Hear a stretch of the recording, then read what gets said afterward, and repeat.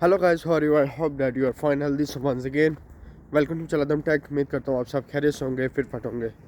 तो भाईजान अभी सुबह सुबह का टाइम है और इतनी ठंड हो चुकी है आपको बता नहीं सकता। अभी जो है 10 टेम्परेचर हो गया है। कल जो था वो 25 था, यानी कि पता ही नहीं चलता। दिन जो है आजकल बहुत गर्म होता है और जो सुबह और रात होती है वो बहुत ठंडी होती है। तो बाद अब टॉपिक की तरफ आते हैं। आज की इस वीडियो में गाइस हम बात करेंगे क्वेश्चंस के बारे में जो इमिग्रेशन वाले पूछ सकते हैं आपसे एयरपोर्ट पे। तो मैं जो अपना पर्सनल एक्सपीरियंस आपके साथ शेयर करूंगा कि मेरा क्या एक्सपीरियंस था, मुझसे क्या क्या सवाल पूछे गए थे और क्या क्या सवाल पूछे जाते हैं जब आप इमिग्रेशन के काउंटर पे जाते हैं। तो फर्स्ट ऑफ ऑल बात कर ली जाए कि आपका इमिग्रेशन के साथ जो है टाकरा कैसे होता है। तो जब भी आप किसी मुल्क में एंटर होते हैं तो आपको स्टैंप लगवानी पड़ती है उस मुल्क की, ठीक है। जब तक आप उस मुल्क की स्टैंप नहीं लगती आपके पासपोर्ट पे, तब तक जो आप यूके एंटर नहीं हो सकते। चाहे आपको वीज़ा लगा हुआ आपके पासपोर्ट पे, फिर भी आप यूके एंटर नहीं हो सकते। सॉरी, वीज़े के बावजूद भी आप यूके एंटर नहीं हो सकते। आपको वीज़े के साथ एक मोहर भी चाहिए होती है, बॉर्डर वालों की, बॉर्डर फोर्स वालों की। वो मोहर लगाते हैं, फिर जाकर जो है ना आपकी एंट्री क्लियर होती है।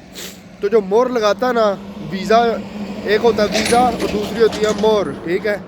जो मोहर लगाता है, मोहर को भी आप वीज़ा समझ लें। आधा वीज़ा जो होता है वो मोहर होती है, आधा वीज़ा जो होता है वो हमारा रियल वीज़ा होता है। तो जो मोहर लगाता है ना वो होता है भाई इमिग्रेशन ऑफिसर, ठीक है। हमने उसके पास जाना होता है। तो जैसे ही आप एयरपोर्ट में लैंड होते हैं, वो आपको जो है जैसे आप डाउन स्टेयर जाते हैं, स्टेयर से उतरते हैं एयरप्लेन की, तो आपको जो है एक बस में बिठा दिया जाता है। मैनचेस्टर एयरपोर्ट की बात कर रहा हूँ। तो बस सीधा जो बस है वो चला के जो है वो आपको ना इमिग्रेशन के काउंटर पे ले जाते हैं। तो आपने बस से उतर के जो है वहाँ पे लिखा होगा UK card holders, UK passport holders and non UK passport holders, और एक तरफ होगा ईयू पासपोर्ट होल्डर्स। तो भाई 3 तरह के काउंटर होते हैं, ठीक है। एक जो होता है वो मतलब कि non EU holders, EU holders, और एक जो था वो ब्रिटिश पासपोर्ट होल्डर्स। तो इस तरह तीन तीन डिफरेंट कैटेगरीज होती हैं, ठीक है। आपने जाना है नॉन ईयू में, क्योंकि हम यूरोपीय यूनियन में नहीं आते। तो हमारा जो बहुत स्ट्रिक्ट होता है, उन्होंने हमारी जगह बहुत सिक्योरिटी बढ़ाई होती है, क्योंकि हम आते हैं अनडेवलप कंट्रीज से। जो ईयू होते हैं वो डेवलप होते हैं। यूके का तो अपना मुल्क है, वो तो बस जल्दी से बस स्कैन करते हैं, मशीन में खुद ही जाते हैं। उनसे ना कोई इंटरव्यू, ना कोई उनको देखा जाता है। वो बस एक स्कैनर लगा होता है, उसके अंदर अपना पासपोर्ट स्कैन करते हैं, चले जाते हैं। अब हमारा क्या मसला आता है, हमें जो है यार स्टैंप लगवानी पड़ती है, ठीक है। तो जैसे आप काउंटर पे जाते हैं, रिसेप्शन नहीं होता, जैसे आप कहीं किसी भी बिल्डिंग में एक रिसेप्शन डेस्क होता है, वैसे ही रिसेप्शन डेस्क होगा। एक लाइन लगी होगी, लंबी लाइन होगी। तो कोई नाइजीरिया से आ रहा है, कोई अफ्रीका से आ रहा है, कोई उधर से आ रहा है, कोई उधर से आ रहा है। तो डिफरेंट डिफरेंट मुल्क से ना वो लोग आते हैं। तो आपको वहाँ पे 1 घंटा भी वेट करना पड़ सकता है अगर आई किसी का इंटरव्यू हो रहा हो।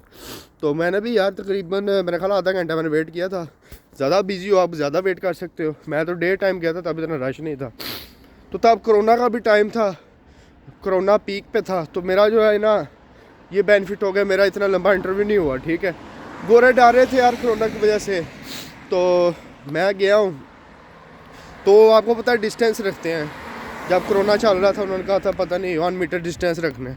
तो मेरा डिस्टेंस रखवाया हुआ था, मुंह पे मास्क था, उसके मुंह पे मास्क था। तो बहुत ना एक अजीब कैफियत थी। तो इंटरव्यू में सब मुझसे वो क्या लेती, गोरी थी कोई। तो उसने बस कहा जी अपना मास्क उतारो, मास्क उतारा। उसने मेरी शक्ल वेरीफाई की। तो उसने पूछा कौन सी यूनिवर्सिटी में जा रहे हो, मैं कहा हेलम में जा रहा हूँ। कौन सा सब्जेक्ट पढ़ रहे हो, मैं कहा कंप्यूटर साइंस पढ़ रहा हूँ।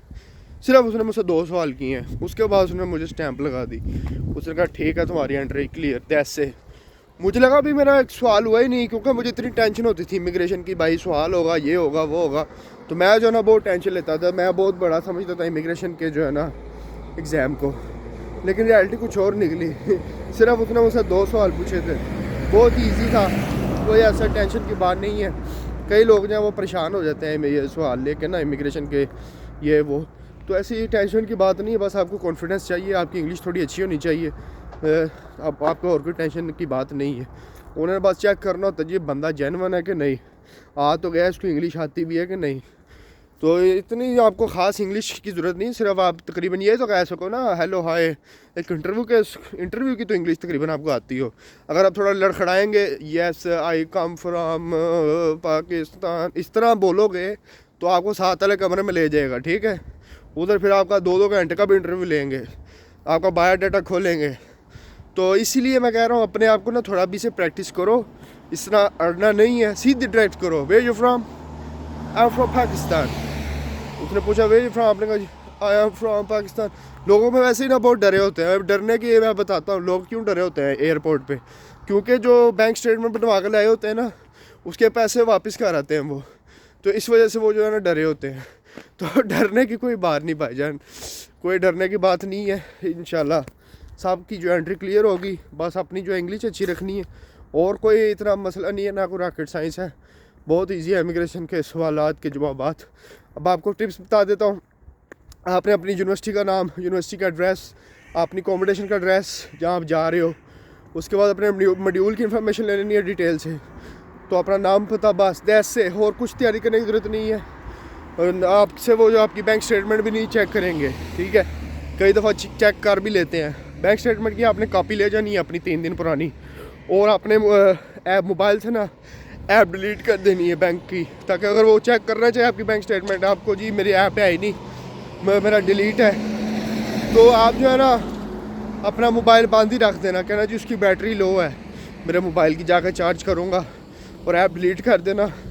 और जो है ना उनको पता ही नहीं चले, बस प्रिंटेड फॉर्म में एक लिया, और मैं भी प्रिंटेड फॉर्म में एक ले आया था एक बैंक स्टेटमेंट जो थी मैंने ना, लेकिन शुक्र है उन्होंने मुझसे कहा नहीं कि अपनी बैंक स्टेटमेंट दिखाओ। बैंक स्टेटमेंट मेरी 1 दिन पुरानी थी, मैंने भी सॉरी तो समझ तो गए आप। तो बाय द वे कोई टेंशन की बात नहीं है। तो ये थी गाइस आज की मेरी वीडियो, उम्मीद है आपको अच्छी लगी होगी। अभी इतना ही, मुझे इजाज़त, अल्लाह हाफिज़।